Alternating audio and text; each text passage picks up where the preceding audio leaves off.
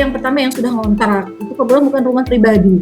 Yang kedua, rumah tersebut kemudian yang ternyata setelah dicek bukan penduduk setempat. Yang ketiga, kemudian rumah tersebut memang kosong, bukan lagi yang punya rumah itu kosong karena orang rumahnya sudah pindah ke daerah lain. Ya tentunya teman-teman PPDP juga tidak bisa menempel stiker atau setelah coklit kemudian proses pemutahiran data pemilih di lapangan menanyakan kepada yang punya rumah, ternyata setelah dilihat dokumen kependudukannya memang jelas-jelas yang bersangkutan bukan orang setempat. Nah ini kemudian yang jadi beberapa temuan Bawaslu yang memang sudah kami tindak lanjuti bersama dengan rekan-rekan sesama jajaran kami di bawah, dengan teman-teman Panwascam bahkan PKD. Nah ada juga kemarin kebetulan kami dilaporkan bahwa tidak dilakukan coklit. Nah laporan ini kan di masa-masa sementara tahapan progres coklit berlangsung, mulai dari tanggal 15 Juni sampai dengan 13 Agustus. Ada beberapa teman-teman Panwascam datang ke rumah yang memang proses coklit sementara berlangsung dan belum didatangi. Ketika nanti mereka Panwascam sudah duluan di situ bahwa memang didapati belum dicoklit, kemudian itu menjadi masuk dalam salah satu temuan teman-teman Bawaslu. Hari berikutnya teman-teman PPDP sudah datang ke situ untuk melakukan coklit. Artinya sudah clear ini masalah bahwa sudah selesai coklit karena memang ini di masa pencoklitan, tanggal 15 sampai tanggal 13 Agustus. Ada waktu yang berbeda ketika teman-teman PKD dan juga PPDP datang. Karena memang kami juga memahami bahwa PPKD ini kan jumlahnya hanya satu ya Pak Kenli. Namun teman-teman PPDP ini semua di setiap TPS ada.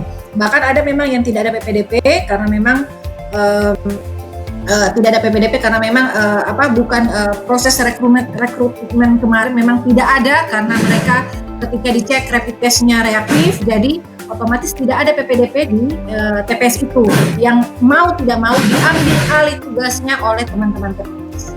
Nah ini kemudian kami turun masing-masing ke lapangan menindaklanjuti semua hasil temuan Bawaslu dari Bawaslu RI ya itu berjumlah 282 dan sudah ditindaklanjuti.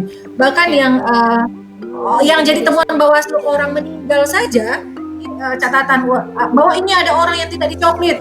Ternyata setelah kami tunjuk di lapangan orangnya sudah meninggal. Itu kami tindak lanjuti bersama-sama. Kami dokumentasi secara jelas agar nanti hal-hal seperti ini tidak lagi diangkat lagi karena memang sudah selesai di masa tahapan pencoklitan ini. Kira-kira begitu Mbak. Makasih Ibu Lani. Berarti bisa dipastikan semua temuan dari Bawaslu sudah ditindaklanjuti oleh KPU. Yang kami tindak lanjuti ini memang hanya ada yang data yang diberikan yang datatif ya, yang lengkap detail by name by address-nya. Itu berjumlah 282 dari Bawaslu RI yang sudah diserahkan kepada kami lewat KPU RI. Namun kalau kemudian masih ada temuan lagi Bawaslu Provinsi kemarin ya, sekitar 51.000 sekian coklit, tentunya kami juga sudah menyurat. Karena kami pikir kemarin surat itu himbauan sudah 2 kali itu sudah kami turunkan kepada teman-teman KPU Kabupaten Kota, menyurat semua kepada KPU Bawaslu Kabupaten Kota. Namun sampai hari ini kami belum menerima data yang dimaksud oleh Pak Kenli tadi bahwa sekitar 51.000 ini tidak bermasalah dalam hal pencoklitan. Yang ini yang belum kami bisa tindak lanjuti karena memang datanya belum ada. Yang bisa itu hanya temuan hasil dari Bawaslu RI yang sudah disampaikan kepada kami sebelumnya lewat KPU RI. Pak Kenli, bagaimana itu katanya datanya kurang lengkap, tidak ada by name by address yang temuan dari Bawaslu Provinsi ada sekitar 50 ribuan. Jadi begini ya, harus dibedakan ya. Data Bawaslu RI itu sebenarnya data dari provinsi juga dan kabupaten kota. Data yang 280 itu sebenarnya sampling ya, hasil dari uji petik kurang lebih di 18 kecamatan.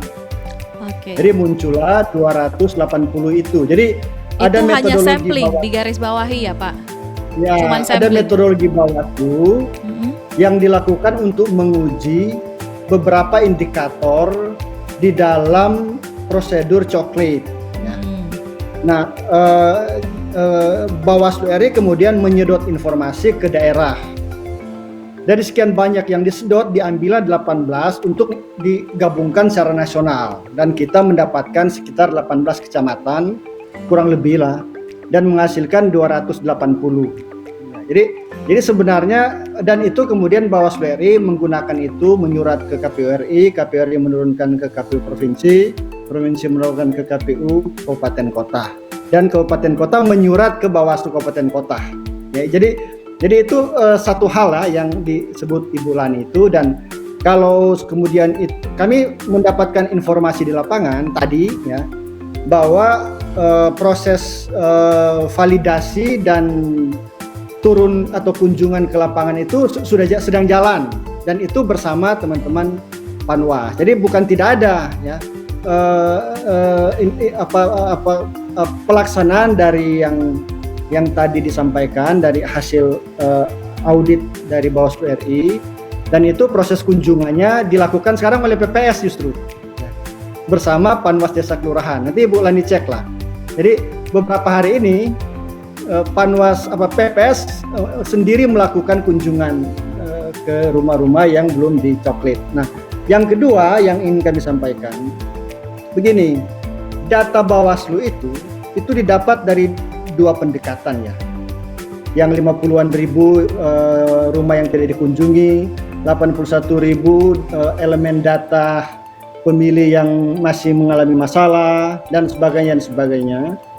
Itu didapatkan dengan dua cara ya. Cara pertama melalui PPDP yang mau koordinasi, dan PPDP itu menyampaikan itu secara rekap. Jadi memang tidak ada by name by address di Bawaslu ya. Cara pertama, jadi ada PPDP pengawal atau PPK dan mungkin PPS ya, yang hubungannya baik dengan pengawas desa kelurahan dan kecamatan. Nah, itu mereka menyetor atau ketika diminta mau kasih jumlah ini yang bermasalah, jumlah ini yang sudah diselesaikan, jumlah ini yang bermasalah. Nah, itu yang kedua, kami mendapatkan informasi dari hasil pengawasan melekat langsung karena PPDP dan PPS-nya tidak mau koordinasi. Ya, jadi ada yang memang datanya punya by name by address, ada yang berdasarkan hasil rekap dari teman-teman PPDP. Kemudian muncullah angka-angka itu ya. Dan begini, yang kami awasi itu kan sebenarnya tidak hanya pemenuhan hak pilih, tetapi prosedurnya, analisis KWK-nya, AKWK-nya. Jadi kalau toh itu sudah dilaksanakan, bukan tidak ada satu pelajaran yang bisa kita ambil di situ. Misalnya begini, saya berikan contoh. Saya berkunjung ke dua desa kepulauan Bilikupang, ya, di pulau terluar.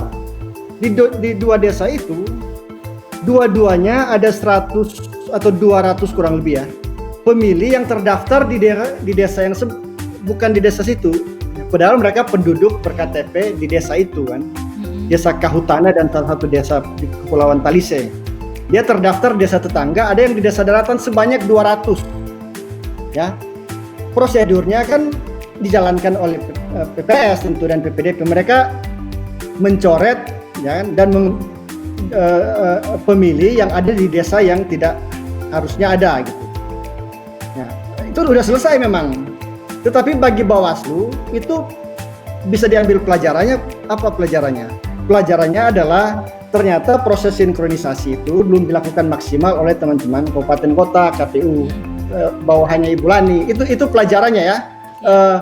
Karena dengan 200 pemilih yang terdaftar di desa luar, malahan salah satu pemilihnya itu adalah hukum tua atau kepala desa di desa yang desanya sendiri tidak terdaftar, itu bisa selesai dia tidak dicoklit atau di TMS di desa yang dia tidak berhak karena tidak ada basis IKTP, dan dia dicoklit di desa yang dimana dia ber-IKTP. Bagi kami itu clear. Tapi apa pelajarannya? Pelajarannya di desa yang dia tidak berhak itu, kami akan anggap dalam rekap kami itu TMS sebanyak 200. Itu yang kami masukkan di data. Dalam desa sebelah 200, masa dua desa itu saja 400. Jadi maksudnya Pak, itu ada pemilih ganda, daftar ganda begitu atau apa Pak? Bukan, jadi pemilih yang masuk dalam dokumennya Ibu Lani, ya, dalam dokumen AKWK, dokumen KPU, tetapi dia tidak terdaftar dalam AKWK di desanya. Oke. Terdaftar di desa yang lain. Padahal dia penduduk di desa A misalnya, dia terdaftar di desa B. Dan itu banyak 200. Di desa yang satu juga kurang lebih 200. Nah, kami itu mendokumentasikan itu sebagai hasil pengawasan, dan 200 itu kami anggap TMS, tidak memenuhi syarat di desa A, ya kan, atau di desa B, dan dia harus dikembalikan ke desa A. Dia harus jadi pemilih baru di desa A. Nah, apa pelajarannya di situ? 500 TMS itu kurang lebih itu bisa kami analisis sebagai problem sinkronisasi antara DP4 dan DPT terakhir, ya, yang menghasilkan AKWK yang tidak kredibel, yang tidak akurat. Mengapa? Karena masa 200 pemilih, hampir setengah, kurang lebih 30-40% pemilih desa itu dia kecantol di desa lain, Pak. Kalau dia cuma 1-2, itu kami anggap tidak problem. Tetapi kalau dia hampir separuhnya terdaftar di desa lain, maka itu kami anggap sesuatu yang harus ada perbaikannya. Walaupun di lapangan sudah diperbaiki oleh jajaran Ibu Lani, tapi pelajaran berharga di situ adalah ternyata proses sinkronisasi yang Ibu Lani tugaskan kepada KPU Kabupaten Kota itu tidak dijalankannya dengan baik. Nah, kami kan tidak mau jajarannya Ibu Lani melaporkan yang bagus-bagus saja. Pasti bagus melaporkan ke atasan. Kami harus menyampaikannya ada problem dengan sinkronisasi. Iya. Nah, itu maksudnya. Jadi kalau kami sebut 81.000 data bermasalah, itu sebenarnya variasinya banyak, Bu. Variasinya beragam sekali, ya. Atau kami sebut ada 52 desa yang 52.000 rumah yang tidak dicoklit, variasinya bermasalah. Ada yang sudah dicoklit, kemudian ada yang belum. Ada yang kemudian karena tidak koordinasi, PPDP tidak mau koordinasi, maka kami anggap ya sudah, kami anggap mereka tidak mau koordinasi sebagai sama penyelenggara, dan kami anggap tidak mencoklit di situ.